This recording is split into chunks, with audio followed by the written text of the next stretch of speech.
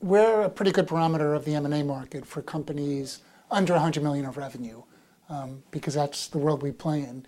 And we're in business 18 years now. 2010 was our best year in business, right? Our most successful year. Some of that is because we grew, we added people, but most of it is because the economy improved and our clients' businesses improved and trended upwards. And a lot of global liquidity, a lot of interest from buyers globally. We bring a company to market and we'll get 10, 15, 20, 30, 36 offers on one business. I mean, we never used to see that level of activity 3, 4, 5 years ago. So increasingly, the shortage is not global liquidity to buy companies. It's companies coming to market that have good trends and owners have realistic value expectations. That's where the shortage is, right? And from a buyer's perspective, the credit markets have loosened up, right? I mean, they went really aggressive, 2006, 2007, then 2009, the other extreme, way down here, and now coming back up, right? So credit markets have come back up. Strategic buyers were relatively quiet in 2009. They really just wanted to shore up their businesses before they looked externally.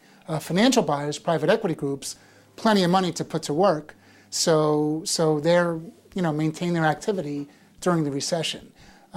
But from a seller's perspective, the more buyers, the better.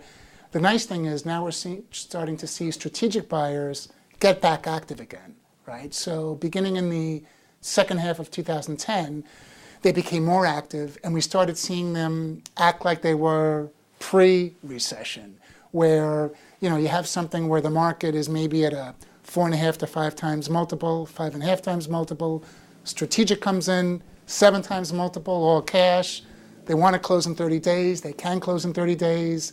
No financing contingencies.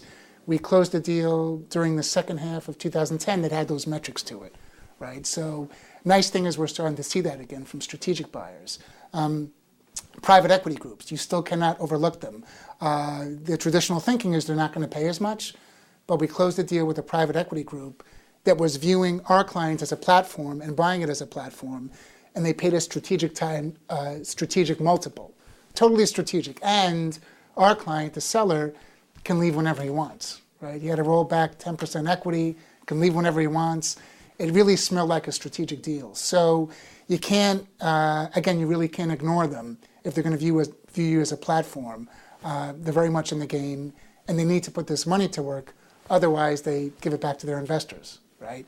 Again, the shortage is not global liquidity, and many of you maybe even are probably getting called directly by buyers, right? Wouldn't surprise me, because they need to put this money to work.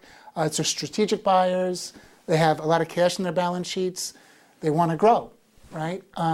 So don't get enamored by these phone calls.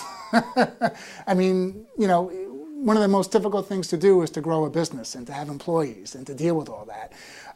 But the only way you're going to know what the best the world will pay is not to entertain these one-off phone calls, but to put them in a process and have them fight over you, right? The other thing, right now, it is a seller's market. 2-3 years from now, as baby boomers continue to age and more of these businesses start to change hands, could be more of a buyer's market, right? Where you have more sellers, right? Less buyers. Now that's not the case. So just something to keep in mind.